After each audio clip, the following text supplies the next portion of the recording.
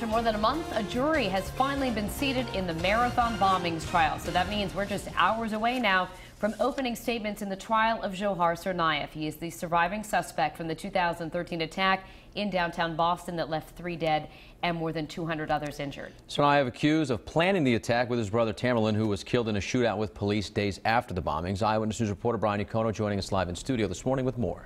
Well, good morning. After really what has been a lengthy jury selection process, the case now takes a very big step forward today at 9 o'clock with those opening statements. Eyewitness News was in Boston for the very first days of the selection process, which included more than 1,300 potential jurors. And up and through yesterday, the defense and prosecution still weeding out that jury pool until finally deciding now on 8 men and 10 women. Former U.S. Attorney Robert Correnti explains that there are 2 phases of the trial. One is to determine liability. Is Tsarnaev responsible for the Marathon bombings? The other, depending on the outcome of the liability phase, would focus around the death penalty.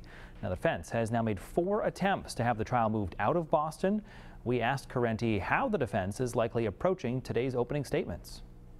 From the defense point of view, you want to be thinking about whether, in light of what appears to be very strong evidence in the liability phase, whether you want to contest liability and thereby potentially anger the jurors even farther, or whether it's better to plead guilty at the last minute and just get into the penalty phase.